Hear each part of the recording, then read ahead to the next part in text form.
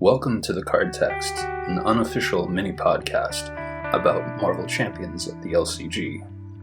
We cover rules discussions regarding gameplay and aim to help fans of the game better understand the inner workings of their favorite Marvel card game. So this will be the December episode of the Card Text podcast. We will be talking about Overkill today, and does Moment of Triumph still work when the attack has Overkill? Let's actually read the keyword and then we'll read the Moment of Triumph. Overkill: if an ally is used to defend against an attack with Overkill, any excess damage from the attack, damage beyond the ally's remaining hit points, is dealt to the identity of the player controlling the ally, if able.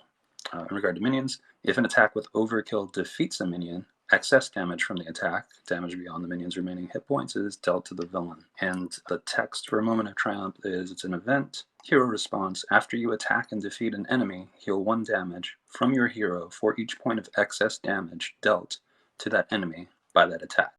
Alright, so the question was, does Moment of Triumph excess damage heals still work when the attack has Overkill, or is Overkill simply its own reward?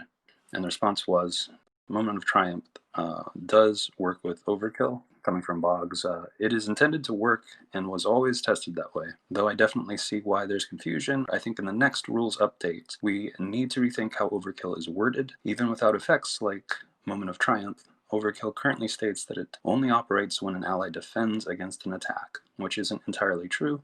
Overkill applies whether or not the ally defends, but it just so happens that the most common way for an ally to get hit with an attack is by defending. So if we're addressing that anyway, we'll also make it clear that Overkill and Moment of Triumph do combo. Yeah, so I think the Moment of Triumph question, a lot of the concern about it came from the particular wording, Moment of Triumph, which talks about excess damage dealt to the minion.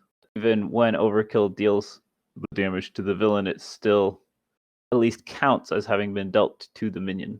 You know, when you've defeated an enemy, then you heal 1 damage for each point of damage dealt to that enemy. I think most people were okay with the idea that Overkill damage is still excess damage. A few people had, there was question about it, whether or not that's still qualified once it's been used for Overkill, but particularly whether or not it was dealt to that minion, or whether it was dealt to the villain instead of being dealt to that minion, where a lot of people got hung up on how it worked.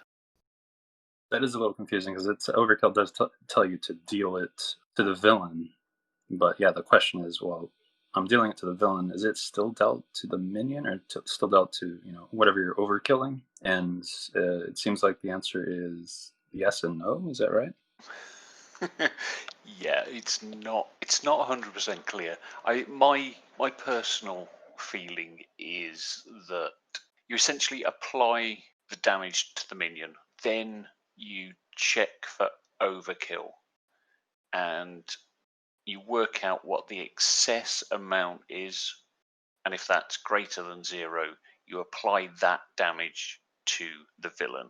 And it's not so much that overkill is generating an additional source of damage that is the damage that's going to the villain. It's just redirecting where that damage is applied, and so it also isn't a replacement effect, because it's not replacing the damage, it's just changing how damage is applied, I think. Yeah, I think one of the mistakes I made when initially seeing that card was I did kind of feel like Overkill kind of felt like a replacement effect, but it's not the case that it's a replacement effect. Boggs said in the end of his answer to the question, we'll make it clear that Overkill and Moment of Triumph do combo. If the actual keyword text that they end up coming up with does make that clear, then that'll be great, because I think that'll answer a lot of questions about kind of how is this damage interacting. I think one other thing to mention about how overkill works is that whilst overkill damage is damage from an attack, it is not an attack in and of itself. I think that is important in understanding how some interactions work. So should we just go through the list of questions here? I feel like that's a pretty comprehensive list that we have. Yeah, sounds good. So if I overkill a villain stage 1, does the damage carry over to stage 2 of the villain? Short answer to that is no. The reason is that there are sort of two aspects to it.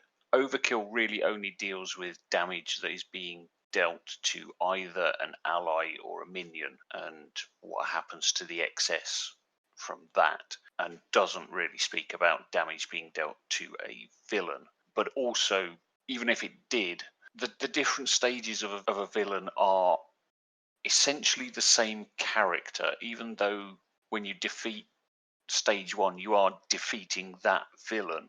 The next stage is not a separate character, and so there isn't really any excess damage as such. Okay, moving on to the next question. So, does overkill trigger retaliate? And this is one we actually have a ruling for. I asked, is overkill damage considered damage from attack? And if so, why does it not trigger retaliate? So I was looking for clarification, and Caleb came back with overkill damage is damage from an attack. It does not trigger retaliate because retaliate triggers after this character is attacked. When your hero takes overkill damage, they were not attacked. It was the ally who was attacked.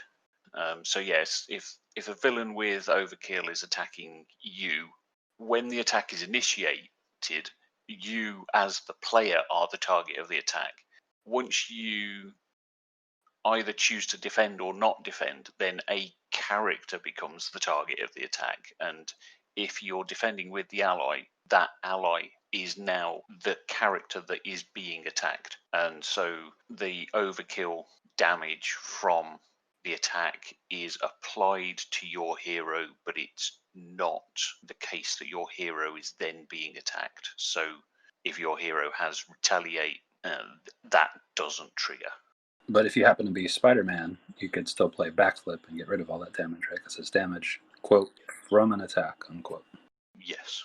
I think it's also worth noting that it goes the other way. So if you attack a minion with a villain having retaliate, again, you're not attacking the villain, you're attacking the minion. You're just happening to damage the villain with your overkill. That applies to another common question. Will overkilling a guard minion still deal damage onto the villain? Or similarly, if you defeat a minion and there's still a guard minion engaged with you, does that damage go through the villain? And the answer to all those sorts of questions is yes, because it's damaging the villain, and that damage is from an attack, that's fine, but you're not attacking the villain. The villain does not retaliate against you, and you can effectively ignore guard by attacking minion and using overkill. So next question. If a villain with overkill and piercing attacks and I defend with an ally while tough, does the piercing hit my tough status token? Importantly, we're assuming this means that the hero, that the identity is tough, not the ally.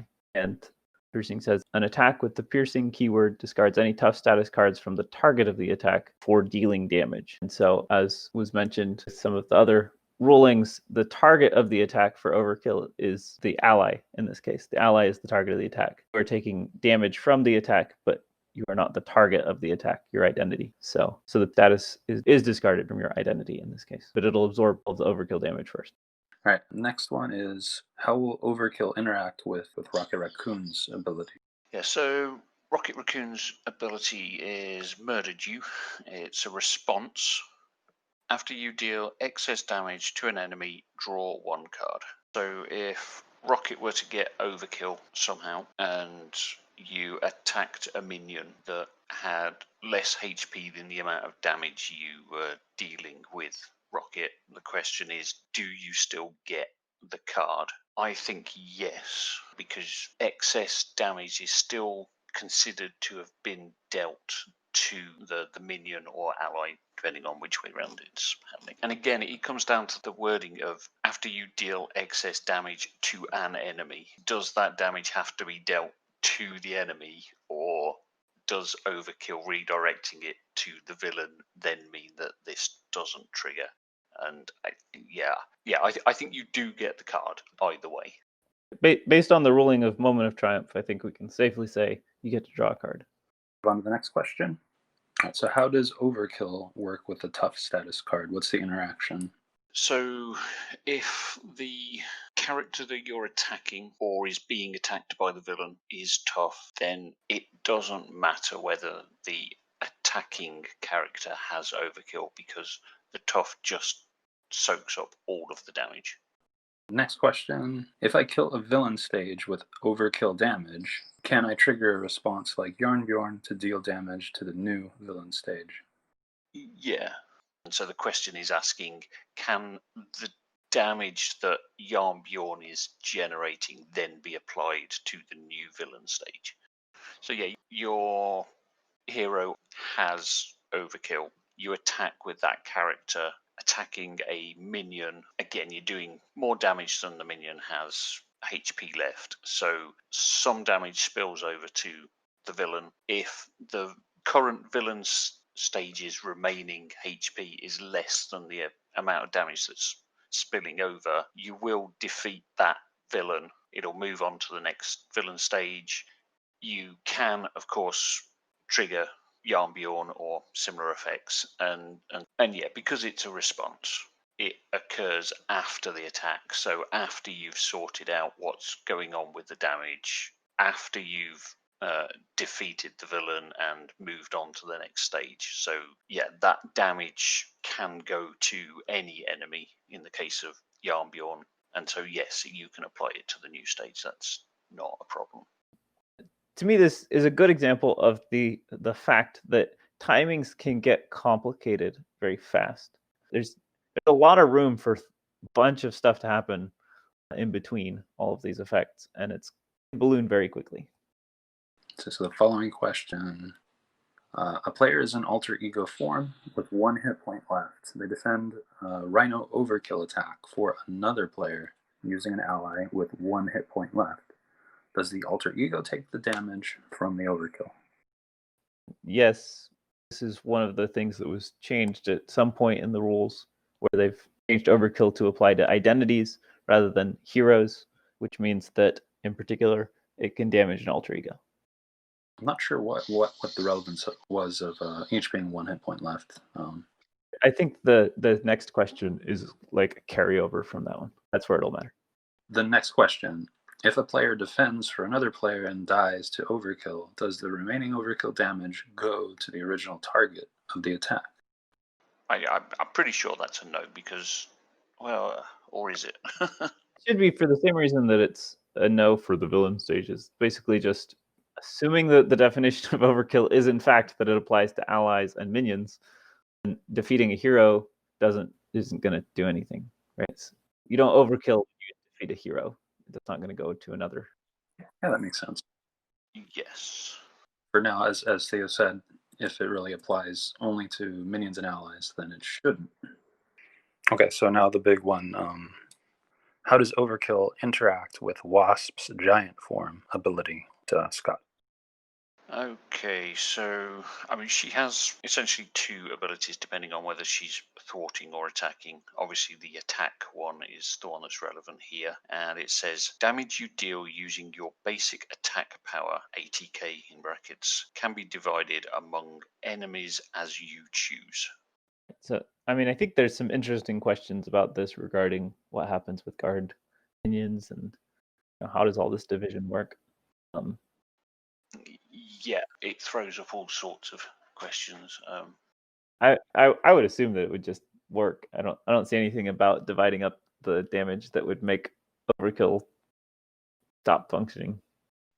Okay, so if there's like two, let's say there's two, give an example of a real situation. There's two like Ultron bots, and so she uses her attack.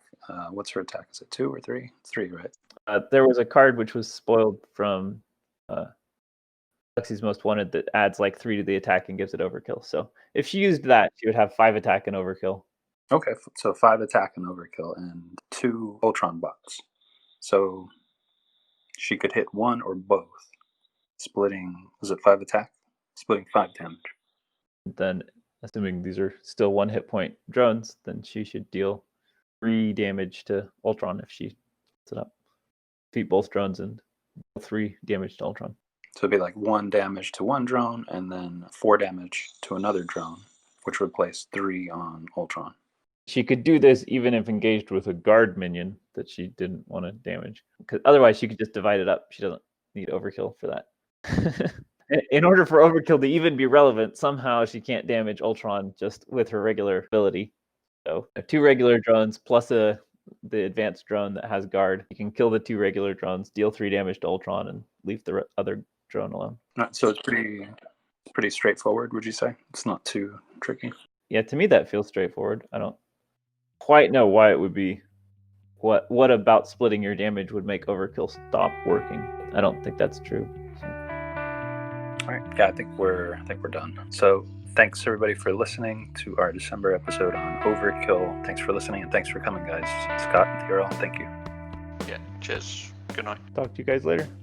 We hope that was informative. Thanks to Kennedy Hawk and everyone at Marvel Champions Monthly for graciously hosting us. Tune in for our next episode next month.